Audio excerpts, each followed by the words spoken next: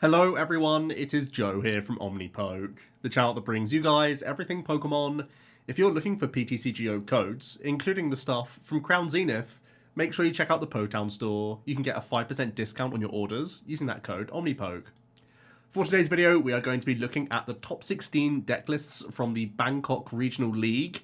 This is the post-rotation format with Scarlet and Violet legal, so it is, alongside Aichi, some of the best things that we can be looking at when trying to formulate game plans for the EUIC and the ongoing Scarlet and Violet format.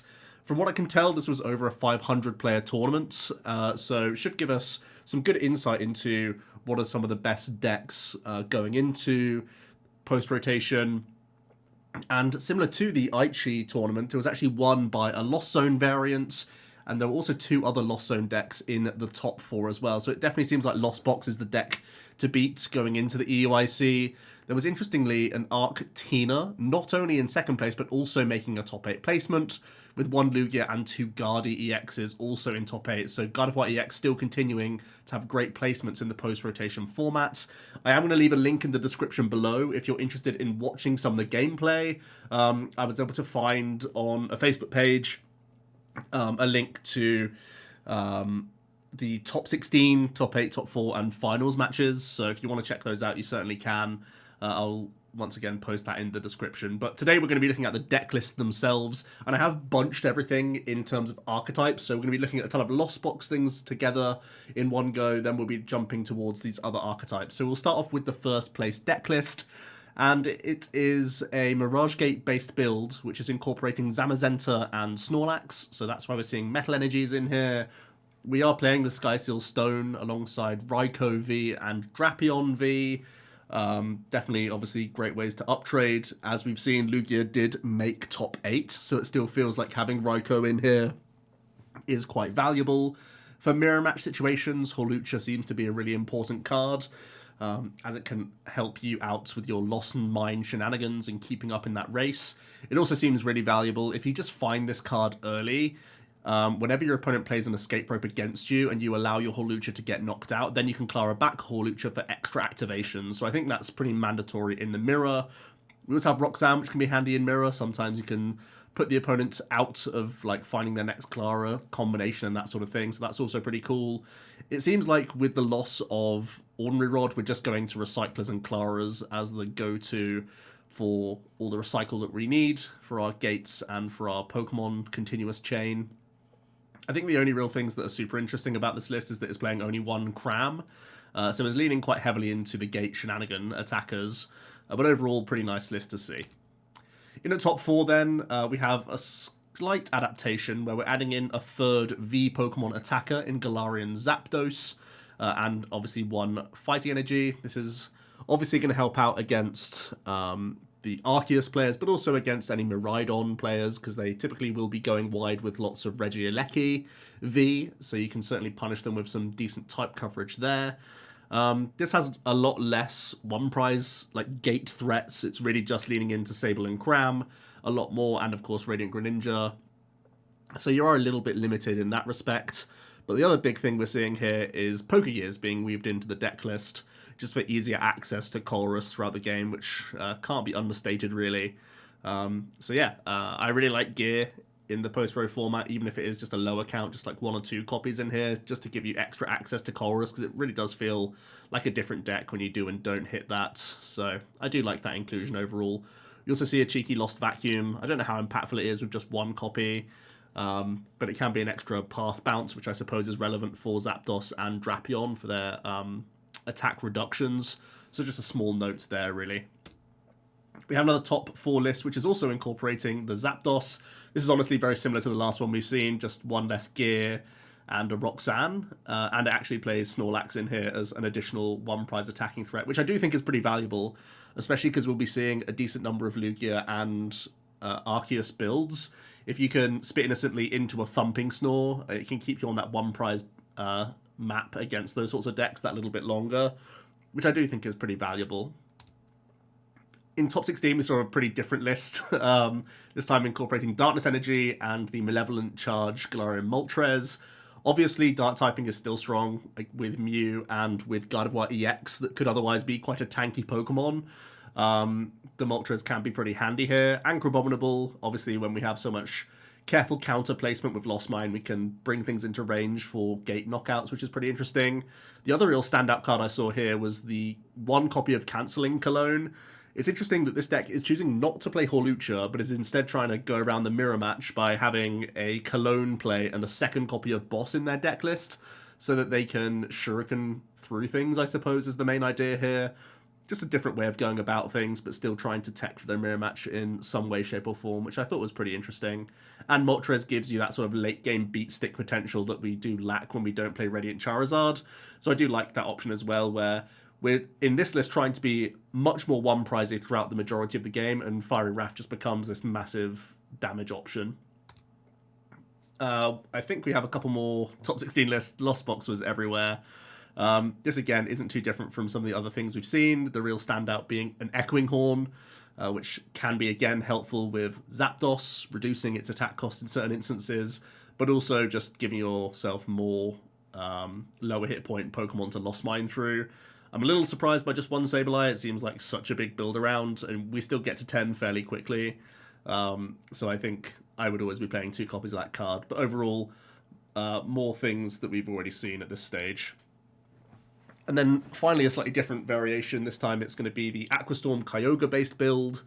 But it's also more sort of akin to the Turbo Lost Box that we've seen in the current standard format, because it's incorporating double Forest Sealstone and a heavy Lost Vacuum count, rather than having anything like Poker Gears.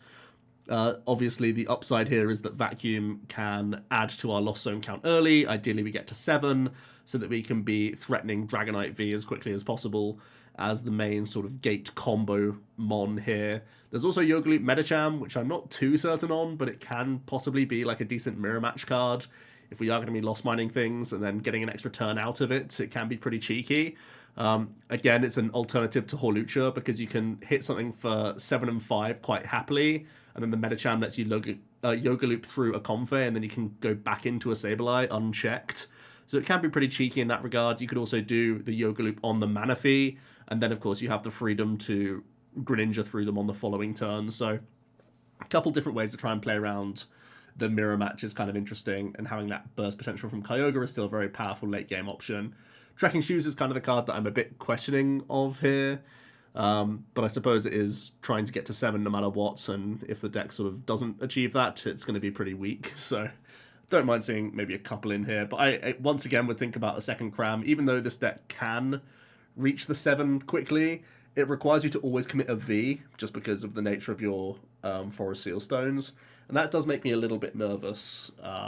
So I wouldn't mind just having a second Cram in here if we do want to go a 1 prize route more often. And then there was one Giratina making top 16. This seems to have really fallen off from Aichi, where it was pretty much touted going into that tournament as like the best deck, from what we could tell from Japanese tier lists. It seems that all the Lost Zone boxes that we've just talked about are really feasting and making it more difficult for Giratina to be the top contender, although there is still enough strong arguments for this archetype that it is able to still achieve a couple decent placements here. So overall, it's a pretty routine Giratina list. I think Roxanne is pretty mandatory in a deck list like this, because you are going to otherwise fall too far behind against the Lost Zone players, so having Rox to sort of stabilize you a little bit, make life difficult for them to chain their Mirage Gates and chain their Clara combos is pretty much the best defense you can have. But overall, I think it's pretty tough to play Giratina going into this format. I could foresee like a 2-2 line of Giratina and more space being committed to like Snorlax and other 1 prizes, maybe even your own Horlucha and like 1 Clara coming into this deck list. I could see more of a split like that, where you're almost trying to cosplay as the 1 prize deck in Lost Zone box mirrors, but then you have the burst potential of Lost Impact and Star Requiem in more tanky matchups. I could foresee that going ahead. On to the Arctina then, that did get 2nd place. This was kind of out of left field. I have tried some Arctina, and I wasn't all that impressed by it in my opening stages of testing. Interestingly enough, I also started off with 4 Trekking Shoes in the very first list that I built of this deck, and that's mostly because you can't afford to miss turn 1 energy drop in this deck. So just giving yourself extra push. Obviously, we lose Crobat to rotation, so I also look towards Trekking Shoes just to give myself more guarantees of just hitting turn 1 Arc attach. So I'm really happy to see Trekking Shoes doing well in this deck list. Other than that, it's very simplified. The Pokemon are very simple. The barrel helping us top up throughout the game. It has a path judge element, but doesn't lean into it too heavily, which is a little bit interesting. It is playing Choice Belt, which I also think is a bit of a interesting call as well. When 210 isn't like that strong of a number. So I feel like this could be like a 1 copy possibly as well. But overall, this is the shell of an Arctina that we've seen back in like the Lost Origin meta, more or less, just with a couple of changes, and it still seems to be pretty successful. I do think Path Judge is going to be a strong avenue against things like Mew players, and this is also playing Drapion. It's also very strong against Gardevoir, of course, where we represent the high hit points early on in the game, and we're going to try and just like not miss a beat of tempo in that sort of matchup. So I do think that's interesting. I also like the option that you do play enough Chorus that maybe in theory you could Requiem if you don't Starbirth early on in the game, but as we know, we're almost always Starbirthing with this deck just because, to get into the game, that's almost always mandatory. But just a small note that I thought was kind of cool there, where this list is playing no research, whereas we'll look at another Arctina list that did make top 8, and rather than playing the Chorus, it was back to the more often seen research of previous builds. This one's also incorporating Sharon's Care and that much thicker path of the peak count, which I think is pretty solid, to be honest. And it is also weaving in the Dunsparce. Dunsparce mostly really protecting yourself against Stonjourner in Lugia-based builds, which I think is pretty important, and possibly a random Urshifu here or there could also be worth considering. I do actually like the split of Bidoof here. I know the 70 hit point Bidoof has a 2 retreat cost, which is a little bit more awkward.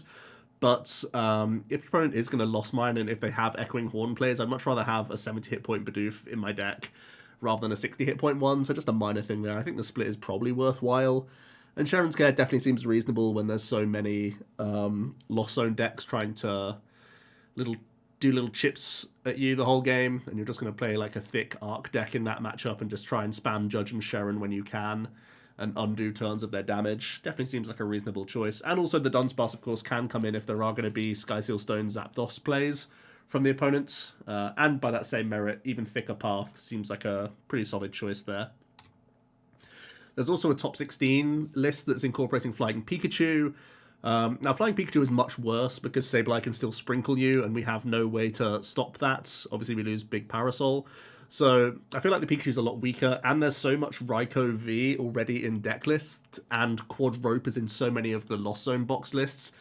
The Flying Pikachu might be more of a liability, because they can piece together the Rope Boss combo with a Raikou. But I suppose this list is leaning as far into Judge as possible with the full 4 copies, so just sort of making them have it is still a reasonable play here, and the 1 Collapse Stadium coming in can be pretty handy at the same merit. I do like the one of Radiant Gardevoir as well. With slightly thinner line of path, you're giving yourself that bit more tankability if you do come up against Lost Zone Tinas, and if you come up against Mew players, even if the opponent is bouncing the path themselves, you're going to try and have that fallback of at least being really chunky 2 prizes, which I think is very cool. We've seen Arctina peak before. I've actually played it at a regional myself, so it's not too surprising to see this continue to see success. And we're really seeing the power of just Judge Trinity Nova, basically. The consistency of just getting Starbirth online and getting into the game and trying to judge some of these Lost Box players continuously seems like a really powerful strategy going ahead. We have another top 16 list, which really caught my eye, a very interesting one for sure. This is incorporating Fire Energy for a Delphox V, which essentially is the same as Amazing Rare Raikou, where it does 120 to the active, 120 to the bench. We have the downside of having to Lost Zone our energies, but it's really not that big of a difference. But we also play Fire Energy to help out with Radiant Charizard being a sort of late game bomb, which I think is pretty interesting. And with Psychic Energy, we technically can attack with our 2 different Glades here. Swirling Slice can retain energy on board, and we have 160 hit points, which is actually quite an annoying 1-prize attacking threat against Lost Zone players, definitely forcing Mirage Gate plays. And we also have the Dynablade Glade, which does 60x your opponent's Pokemon V in play, and we are a fighting type, so again, this can really chip in against Miraidon players, where they go wide with their Reggies. You can definitely punish that. So, really interesting engine. This is almost like the spiritual successor to Arc Intel, where Intel rotates, and now it becomes Refinement Curlier and Buddy Catch Gallade, helping us get this massive variety of one copy supporters as and when we need them, which I think is very cool. There are some things that have me scratching my head a little bit. I'm not too happy with reducing our like nest ball count. I still want to maximize those copies. We're also quite low on our energy count. A lot of the spaces has been eaten up by some of these tech Pokemon. So I'd also like to see just a thicker energy count here so that we get, you know, our turn 1 and 2s a bit more safely, just getting Arceus rolling. But I do think there's something here. I have seen a number of Arc plus Gallade engines, and they seem to be very interesting. So, yeah, definitely the player running this was cooking, and they got something rolling. I definitely need to sleeve this up and get testing with something similar to this for post-rotation, because I think this will be a bit of a wild card outsider pick, where it's not seen too much spotlight, but there's definitely strengths here. On to Gardevoir then. Gardevoir was stopped in top 8 in both instances, but getting to top 8 is already like a big nod to the deck, and unsurprisingly, these lists are very similar to the Aichi winning list. This time around, we're just seeing one Emergency Jelly and less emphasis on Judge and just weaving in an Avery, which can sometimes be very strong in mirror match situations and other big setup decks, and also a Professor's Research coming into the deck list, just for a little bit of power draw as and when you need it is never a bad thing, just to get rolling in the game. But yeah, it seems like everyone's pretty much happy with the Pokemon lineup. We're seeing Cress, Zacian, Mew, Greninja, Manaphy in like all of the lists at the moment, and the very thick Gardevoir line is pretty much standard, so we're already seeing a lot of overlap with successful Gardevoir lists, which is a good thing to see. The biggest thing I've seen debate on is really just the support accounts. This one is lots of one-offs and like a pal pad to stitch things all together. And I think it's more likely that we're going to start seeing like 2 counts of the best supporters and maybe like a few of these falling at the wayside. In the other top 8 list, more of the same here, really. This is playing the 3rd copy of the Shining Arcana Gardevoir, and it's playing an additional copy of Judge and no Roxanne, but it's also weaving in the Avery. This one's not playing the Research either. It is playing that 2nd copy of Jelly, so really just a few cards different overall. And in the top 16 list, Roxanne was also finding its way back into the list, and also a Choice Belt made it in. Haven't seen Choice Belt too much. I've always been toying around with Champs Festival as my stadium of choice, which essentially acts as a Choice Belt when you're putting it onto Brainwave Guardy, because it allows you to embrace one additional time. But you can also belt on other things. Even your 190 going to 220 is very relevant with your Gardevoir EX. So I think that's a big selling point of Choice Belt sort of sneaking into the 60, where you can just try and pop off early with your Miracle Force and make that more of a dangerous threat. Something I hadn't really considered too much, but a cool thing to see for sure. So there was only one Lugia, but it did make it all the way to top 8. This one is incorporating a single strike Yveltal as well as the Stonjourner as your 1 prize attacking threats to give yourself more type coverage. Yveltal obviously having more upside into Mew players than just having a Tyranitar. I've seen a number of Lugia lists playing actually Drapion in their 60 against Mew, but this one is just playing a 1 prize Darkmon as well as the T-Tars, which I think is probably the better route, because Yveltal then becomes a really helpful option into Lost Zone matches just by having that higher range of hit points. Radiant Serena is often seen in these Lugias post-rotation. I think the main reason is it stops a Sableye from sprinkling to Archeops or a Radiant Greninja sniping to Archeops, because then you can put a Serena down on the board on that turn and heal both your Archeops out of their range. So it stops a 2-turn play of them targeting your Archeops, which I think is pretty valuable and is better than most other Radiants you could be playing right now. I think the only other debate for a Radiant would be Jirachi, just for random high roll here or there, and it can be a card that can get you into the game. But I think Serena's probably worthwhile. The Bull Search is pretty much all your item cards, and the supporter line isn't too tricky either.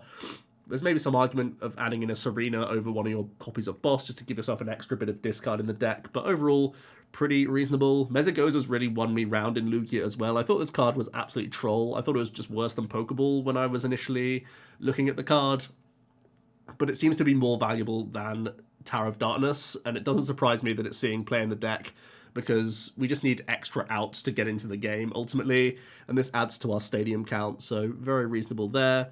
Finally, regenerative energy is an interesting one. We often see lucky energy in these spots, but regenerative has that random upside of if you've been hit by a cram or whatever and have regenerative in the hand, you can attach this and then evolve up or whatever and get that little bit of healing in as well to again slow down the progression of a Lost Box player, which I think is also pretty valuable. In its top 16, there was also this wild card, the Dialga Magnezone deck with 22 basic energies in the list. Now, this deck, in theory, gets a little bit stronger and more consistent thanks to the Miraidon with Tandem Unit. We can now get the new Lightning-type Magnemites into play so that we're securing the Candy Magnezone that little bit more often. We also have the option of Rotom V being pulled out from Miraidon, which can be an end-of-turn draw 3, which I think is pretty helpful for a deck as inconsistent as this. We have some pretty cool stuff going on here. We have Iridas to help us get Greninja and Luminion, as well as like rare candies and such. We have Animan, obviously going to be very helpful with this many basic energy in the deck, just to, again, help secure the Candy Zone plays. We're also seeing basic lightning energy in here, so that we can attack with Magnezone EX, another new card from Scarlet and Violet, just a very chunky boy that can be pretty efficient. I don't know how often this will even come off, because it feels like a really inconsistent deck. So I probably would be cutting these myself, but maybe this is a specific matchup in mind where it's worth the 3 spaces coming into the deck list, because I feel like we're already committing so much to basic energy. I would want the Dialga game plan to just come off that little bit more, you know, just even if I'm just adding an extra like 3 item and supporter cards, just giving myself that little bit more leeway to get into the game would be nice. But hey, the Magnezone EX is a bit of a combo going on here, and it even has Cheryl in the deck list to try and buy back a turn with healing up a chunky Magnezone. So yeah, this is real like 3D chess. I pretty much would never be caught playing this deck list. Even if I was going to be trying the Giga Magnet Dialga deck, I'd be trying to streamline it that little bit. But that's not to say that Star Chronos isn't an absolutely busted attack coming into the next format. I do feel like it still has a lot of legs. So I'm excited to see where the Dialga goes, because it's still one of the strongest V-Star powers in the game. We, of course, are losing the opportunity to Metal Saucer our way to Dialga. There is still Mirage Gate, and there is still this new Giga Magnet engine that gets a little bit more consistent than it was previously, which I guess is a little bit interesting. So the key takeaways for me is that Lost Box is very dominant post-rotation. It seems like it is the deck on the pedestal. If there is anything that we can call close to tier S, it's probably now Lost Box going forward. And because of that, the knee-jerk for me is that Arceus decks seem pretty well positioned as people are moving away from Giratina, V-Star, Lost Zone decks, and towards more single-prize-based builds. I think that does give Arceus an opportunity to shine here. And we've not even seen, tanky decks just yet in the format. But I also think that, Lost Gudra's doing well in current standard. I feel like that could continue to be a threat going ahead, because it should be really strong into regular Lost Zone boxes with just some bits of healing in there and the Moisture Star available to it. So I think Arc decks, well, so far we're seeing Arctina do very well, but I also think Arc Goo or just regular Goo Lost Zone, these sorts of tanking decks should be starting to get a bit more of a look in as we commit further and further into this format, because it seems like everyone is they're basically downsizing their Lost Zone decks all into single prizes, and Giratina's starting to fall by the wayside a little bit. I still think it's still going to be a fairly popular deck for the EUIC, but as more and more people go towards Lost Zone box, it becomes a very difficult time for Giratina, a very difficult environment for it to succeed. So I'm thinking that looking at the EUIC, there will be a number of players trying to pick up tankier archetypes to capitalize on the single prize builds of Lost Zone box. And the other thing to note, yes, we just saw a Miraidon in a Dialga deck, but there wasn't actually any focused Miraidon lists alongside Regieleki or anything like that. That seemed to have picked up a lot of popularity in Japanese League Cups and such. It didn't end up doing that well in Aichi, and it seems to have still just not found the way to combat the whole format just yet. So it seems to be a little bit on the back burner. And Mew, I think it's not a surprise that it didn't go that far in the tournament, because we're seeing so many Sky Seal Stone Drapion builds of Lost Box. Mew probably was happier facing Giratinas because they get to 10 in the Lost Zone so much slower than they used to. So Giratinas could still easily lose to Mew, whereas Lost Zone boxes, especially with Skyseal Stones, they really shouldn't be losing to Mew. They've had to hard brick to not get into the game against them. So I also think the environment is looking a little bit dicey for Mew. Let me know your thoughts and if you agree with these takeaways going into your testing. I know we haven't yet done Decklists, but we are still getting lots of testing videos out there for you. I'm really getting quite happy with Decklists at this point internally with my testing. So I feel like I'm really ironing things out. Hopefully Decklists will be coming soon for your EUIC testing, because it's really coming down to crunch time now where we've got to start doing lots of tabletop gameplay. Because, of course, I'm not trusting PTCG Live just yet. I feel like it's going to be a pretty tricky and awkward time to test online. That's it for today, though. Hope you did enjoy, and I'll see you in another video tomorrow. Cheers.